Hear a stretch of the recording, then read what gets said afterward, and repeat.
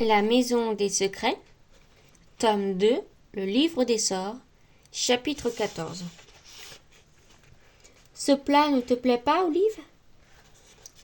Tu as mangé approximativement 50% de moins que d'habitude, dit Madame Dunwoodie, quelques heures plus tard, alors que la famille était réunie pour le dîner.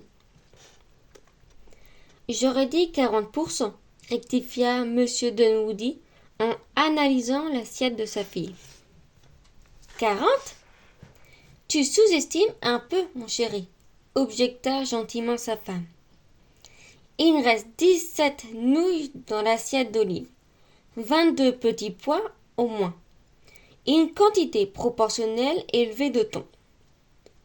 Tu as raison. En revanche, je trouve le thon disproportionné. Olive, elle, fixait la fenêtre encadrée de lierre. Il faisait presque nuit, et elle ne voyait plus rien à travers la vitre. Tout ce qu'elle distinguait, c'était le reflet de ses parents en pleine discussion et celui de son visage figé, comme absent, qui semblait flotter. Mais elle n'y prêtait pas vraiment attention. En esprit, elle entrebâillait les trappes, elle claquait aussitôt. Encore et encore. Elle était surprise que le bruit dans sa tête ne résonne pas dans la cuisine. Dans ces conditions, impossible de se concentrer sur le ragoût de thon. En plus de cela, à la minute où elle avait caché le livre des sorts sous son peignoir bleu dans sa chambre, elle avait de nouveau éprouvé la sensation d'être tirée, comme par une laisse invisible, et de plus en plus fort dès qu'elle était sortie de sa chambre. Avait descendu l'escalier, traversé le hall d'entrée jusqu'à la cuisine pour mettre la table. Plus elle s'éloignait, plus la sensation était intense. Elle n'avait plus que ça en tête. Ses mains mouraient d'envie de toucher le livre. Ses pieds remuaient sous la table, prêts à remonter dans la chambre avec ou sans le reste du corps d'Olive. Et une démangeaison nerveuse lui percourait le bras. « Je peux sortir de table ?» demanda-t-elle. « Bien sûr, ma chérie. Tout va bien ?» dit sa mère, l'air un peu inquiet. « Oui, je suis fatiguée, c'est tout, » répondit Olive. « Fais de beaux rêves, alors, » fit son père en lui caressant la tête. Ses parents étaient si absorbés dans cette conversation sur les proportions qu'ils ne la virent même pas emporter son verre de lait à l'étage. En montant l'escalier, Olive ne quitta pas le verre des yeux, de peur de le renverser. Et quand elle passa devant le tableau de Linden Street, où vivait Mordaunt, elle accéléra le pas, en y jetant à peine un coup d'œil. Dès qu'elle entrebâilla la porte de sa chambre, l'appel se calma un peu. Elle posa le verre de lait sur la coiffeuse et tira vite le livre dessous le peignoir. Le soulagement fut intense et immédiat, comme si elle avait retenu son souffle à l'extrême et inspirait enfin une grande coulée d'air. Elle se laissa tomber sur le lit, le grimoire dans le bras. Archel amical roula contre son dos, mais elle l'ignora. Elle coula le nez à la reliure, inhalant son parfum de poussière et d'épices, qui se mêlait à présent à l'odeur mentalée des herbes déposant, dépassant du livre, comme un marque-page, et elle patienta. En bas, les voix de Monsieur et Madame Dunwoodie serpentaient parmi les cliquetis de l'argenterie et de la porcelaine, se noyant parfois dans l'eau qui s'évacuait de l'évier. Olive tendit l'oreille. Elle n'avait pas allumé la lumière pour qu'il la croie endormie si jamais il montait. Les premières étoiles mouchetaient le ciel violacé. Le lit moelleux et le poids agréable du livre étaient une invitation au sommeil. Elle s'assoupit 1 ou 2 fois dans ses rêves. Elle arpentait un jardin envahi de mauvaises herbes. Un majestueux arbre bleu et poussait. Les plus basses branches semblaient lui ouvrir les bras, l'inviter à monter jusqu'à la cime qui déployait au-dessus d'elle un ciel de feuilles poisson. Elle se réveilla soudain, sans comprendre comment elle avait fait pour revenir dans sa chambre. Elle se pinça le bras, se mit à compter les moutons pour rester éveillée. Mais elle sommeillait systématiquement, les pinceaux entre 60 et 40-20. Les moutons se transformaient alors en charroux, noirs et bariolés, qui s'enfuyaient pour ne pas être dénombrés. C'était agaçant. Puis elle se rappela qu'on comptait les moutons pour s'endormir, pas l'inverse.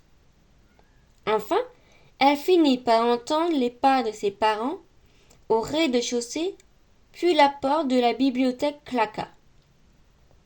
Elle descendit de son lit et jeta un œil dans le couloir. Ni chat, ni parents en vue, tout allait bien. Elle alluma sa lampe de chevet et ouvrit le grimoire. La calligraphie épineuse se détachait sur le papier jauné. Olive hésita.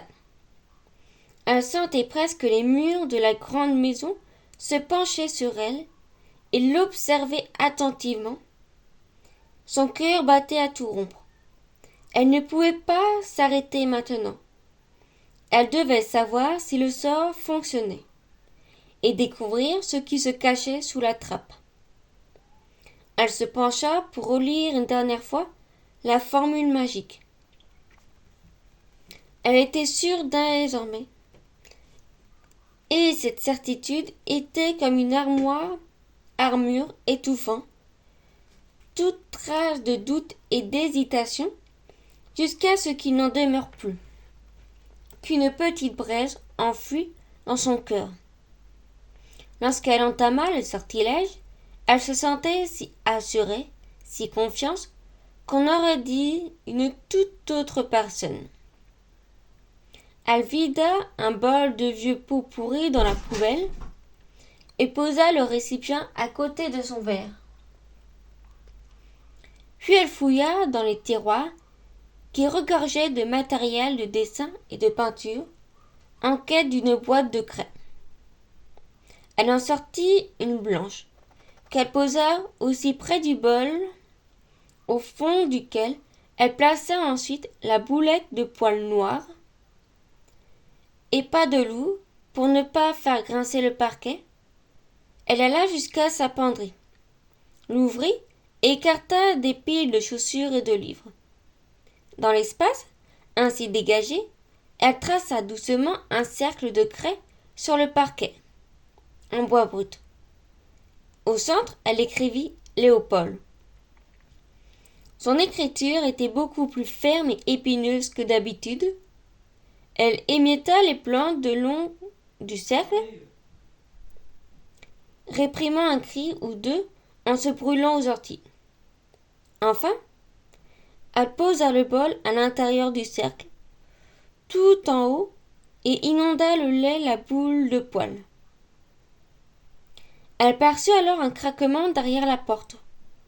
Olive s'immobilisa. Le craquement ne fut suivi d'aucun autre. Ce n'est que la maison, se dit-elle. Aucun chat ne m'espionne. Elle sortit toutefois du placard, le souffle court, les bras couverts de chair de poule. De quoi as-tu si peur? Se tensa-t-elle. Malheureusement, elle connaissait la réponse. Elle avait peur que le sort ne marche pas. Ou pire encore, que tout déraille et échappe à son contrôle. Et si Léopold était blessé? S'il disparaissait sans espoir de retour? Si elle échouait à maîtriser le sort et que le 3 familier soit convoqué, greffé, les uns aux autres comme des chats de Frankenstein. Un chat à 3 queues, 6 yeux, tout hérissé d'oreilles. Horatio aurait 3 bouches pour crier. Elles ont été malades. Tu laisses ton imagination te prendre en otage, dit la voix de la raison, qui ressemblait assez à celle de son père. Il y a peu de chances que ça arrive. Elle se mordilla à l'intérieur de la joue. Les chats semblaient capables de traverser presque n'importe quoi dans un sens, puis dans l'autre. Les portes et les fenêtres fermées, les tableaux, même si elle parvenait à convoquer Léopold et ainsi à lui faire quitter la cave, le placard ne le retiendrait pas bien longtemps.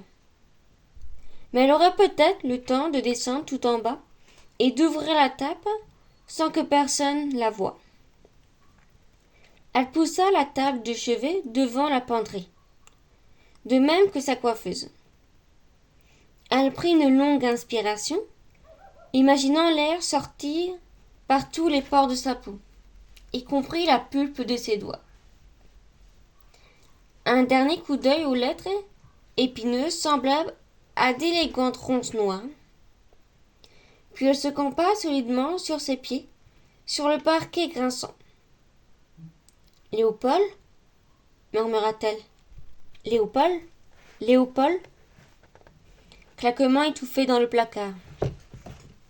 Olive retint son souffle. Puis de la cellule improvisée derrière le meuble, à la porte du placard, s'éleva un petit miaulement plaintif. Jamais Léopold, ni les autres chats, n'avaient mis un son pareil. Il sera le cœur d'Olive comme un lasso, qui s'avéra cependant trop fin pour retenir la fillette. Du lit, le grimoire appelait Olive. Lui aussi, mais c'était sa seule chance de découvrir ce qui se cachait dans la cave. Elle le borda avec un regard énamouré. Il serait en sécurité jusqu'à son retour. Elle descendit sur la pointe des pieds. Ses parents travaillaient dur dans la bibliothèque. Elle entendait le cliquetis de leur clavier. Pas de chat en vue, ni dans le couloir, ni dans les chambres. La voie était juste libre jusqu'à la cuisine. Elle attrapa au passage sa bonne vieille lampe de camping. Puis elle dévala les marches de la cave. La pièce était fraîche, pas un courant d'air, pas un ray de lumière. L'obscurité paraissait plus profonde que jamais. Olive sentit la peau de ses bras se raccourdir, comme si elle avait voulu s'enfuir. Elle actionna une ampoule. Des ondes se coulèrent dans les coins, se cachèrent sous l'escalier, le long des murs rongés des moisissures. Là où brillaient d'habitude les prunelles vertes de Léopold, il n'y avait plus rien. Sinon le carré que dessinait la trappe de bois sous le sol de pierre glacée.